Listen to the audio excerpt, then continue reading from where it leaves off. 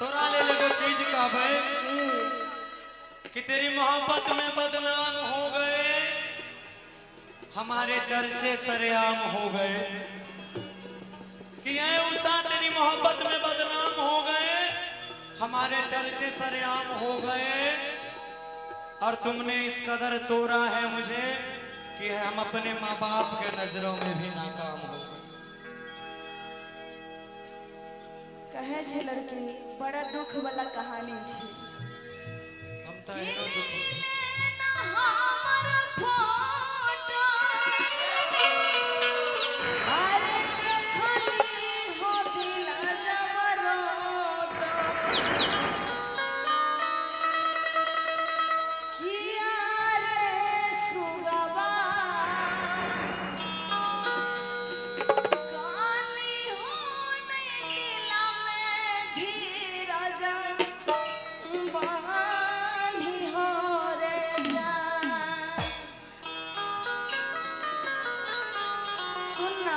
सुना ना ले लेना हमारा फोटो देखली है दिला जबरो तो ले लेना हमारा फोटो देखली है दिला जबरो तो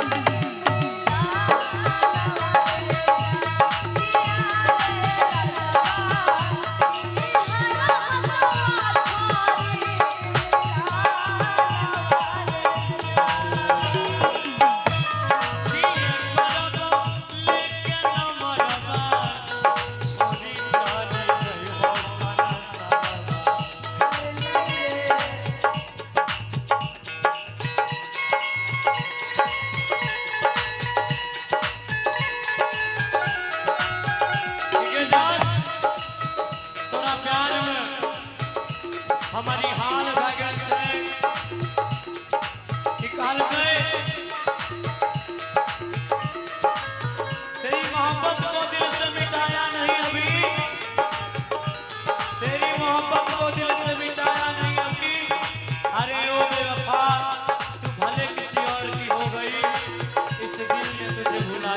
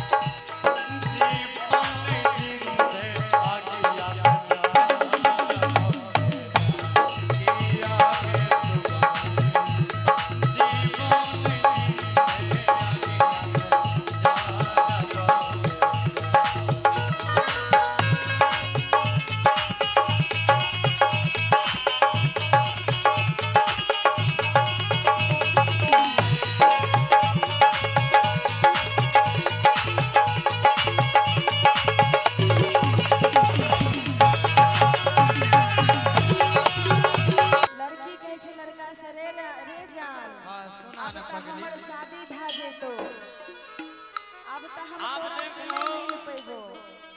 आप देख लो कुछ देर ला तू कंटा हमरा पीछे रहल कर आ तू हो काजल। आप देख लो कुछ देर ला दोनों एक दूसरा के प्रेमी प्रेमिका बन गेलिए। आइनो बात सही छे, पहले प्यार भेले हल्ला भेले तब ना बियाह भेले। आइ हम इतना बदनाम छी एकरा चलते कि जकर कोई कहानी नहीं छे। हमरा घर जाय छे तो लोग पहले कह देलक ओकर बियाह तो उषा यादव से भए गेल। आ हमरो इने लेकिन सबके हमर बैकग्राउंड पते नहीं छे। हम तो अपने शादीशुदा छिए 5 साल पहले से। हमर गौरव ठाकुर जी के और हमारा बीच में भाई बहन के रिश्ता छे, मतलब रियल लाइफ में। यहाँ तो रियल लाइफ अहाँ सबके देखा रहल छिए, लेकिन भाई बहन माने बहुत ही छिए। प्यारी कलाकार है। हमें आपके लिए हर रूप में ढलना पड़ता है ताकि आपका मनोरंजन हो। और जब जैसन सब तैसन नहीं के लिए तो मरद कैसे ओहे ना अहाँ सबके लिए देखना पड़े छे इस बात। तो वहाँ कहे छे लड़की एगो लाइन याद है ले कि सुने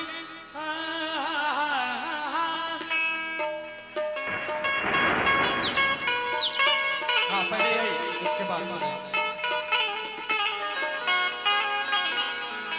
लड़की कहे छे